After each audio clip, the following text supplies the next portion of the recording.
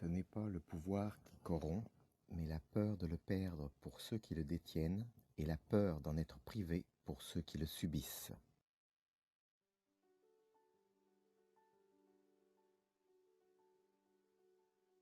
La sociocratie, un moyen très simple de gestion de groupe. C'est une méthode d'organisation de nos activités copiée sur la nature. C'est remplacer l'amour du pouvoir par le pouvoir de l'amour.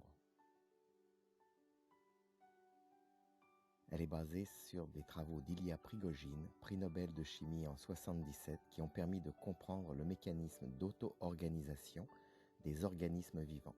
Pour s'auto-organiser, un système atomique, humain, social, etc., doit être ouvert sur son environnement et satisfaire deux conditions.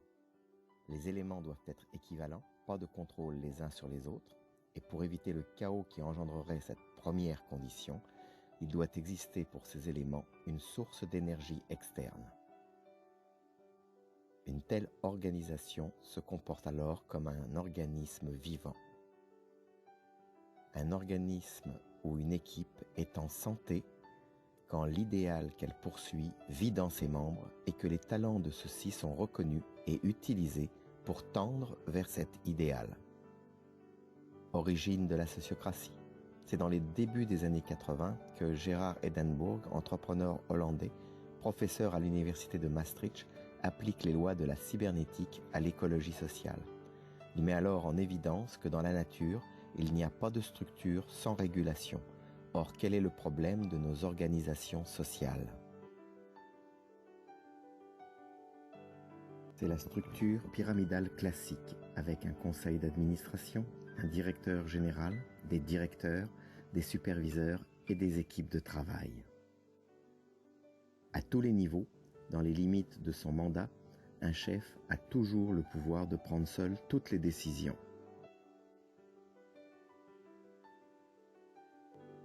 La structure pyramidale est OK pour l'exécution des décisions, mais KO pour en prendre.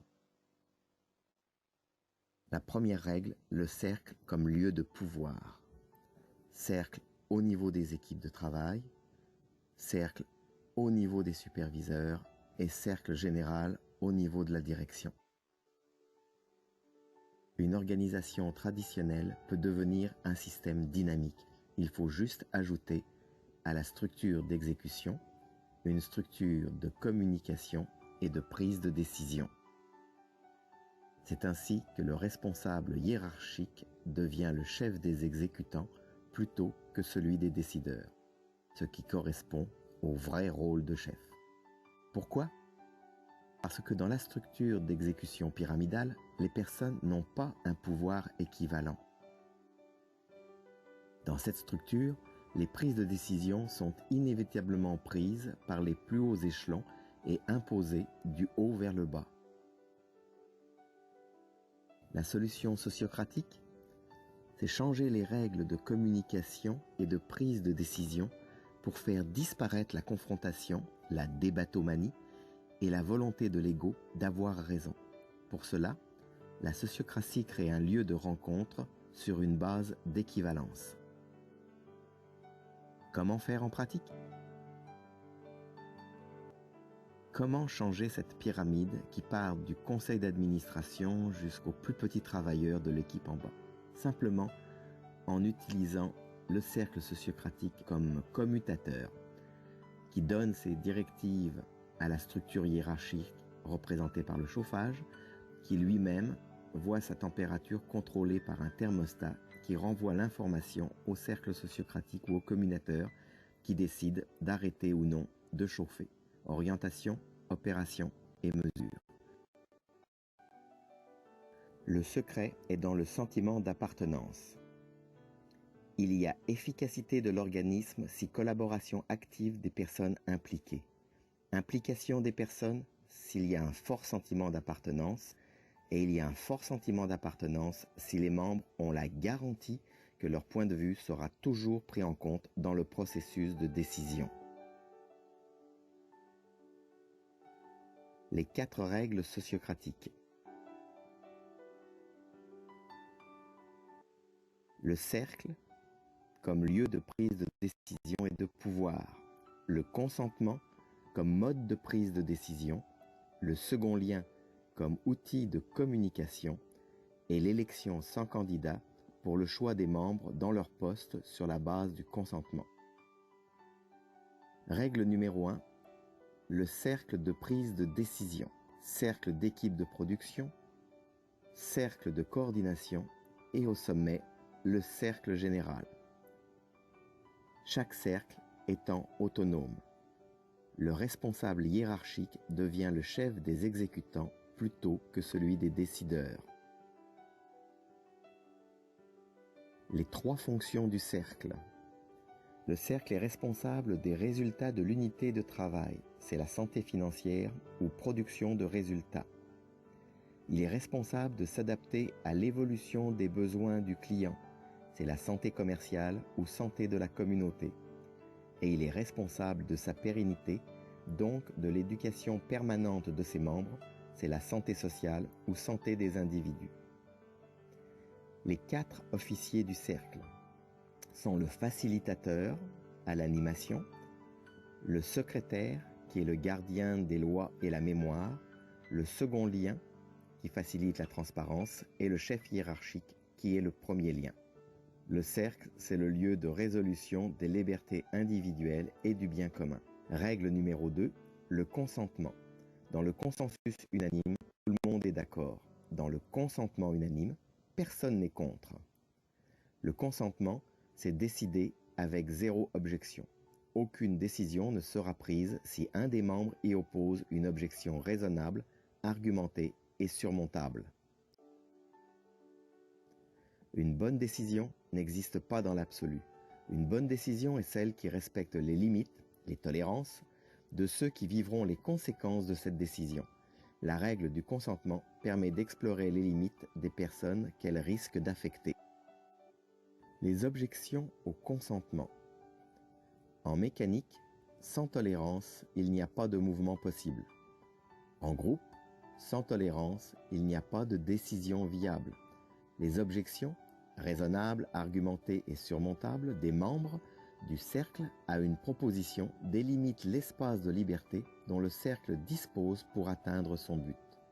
La meilleure décision est celle qui tient compte des limites de chacun et de l'environnement.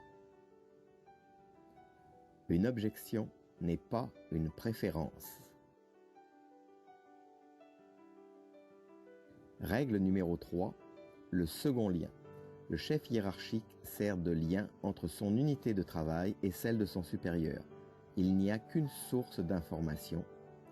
Dans le cercle sociocratique, un second lien élu accompagne le chef lors des rencontres de prise de décision du cercle supérieur. Il y a une double source d'information. Raison d'être du second lien. Il améliore la qualité des informations ascendantes et descendantes. Il facilite l'adhésion aux décisions et renforce d'autant leur exécution. Et il prépare la relève aux postes clés de l'organisation. Les seconds liens constituent la réserve des futurs chefs.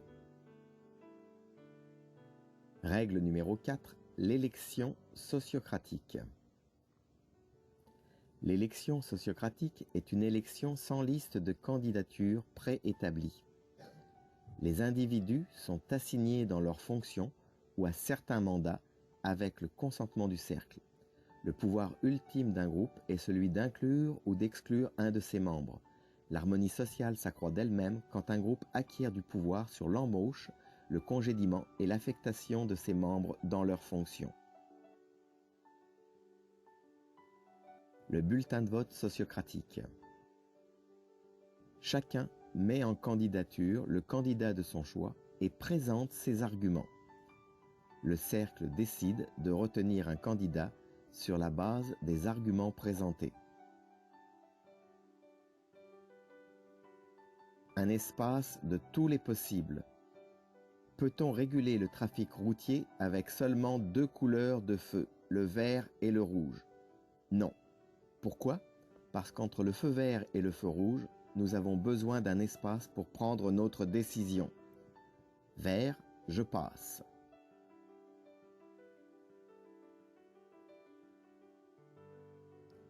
Rouge, stop, je ne passe pas. Orange, ai-je le temps, oui ou non? La décision reste à prendre. Le cercle sociocratique de concertation, c'est l'espace de parole pour que les membres puissent prendre leurs décisions communes. Les avantages du mode de gouvernance sociocratique. Il améliore la productivité et la créativité. Il renforce le climat de coopération dans tout l'organisme et la satisfaction des membres au travail. Il améliore les relations avec l'environnement ou les clients et facilite l'implantation des systèmes pour améliorer la qualité, que ce soit des produits ou la qualité de vie. Pour approfondir, les livres de Gilles Charret et le site web de thesociocracygroup.ca.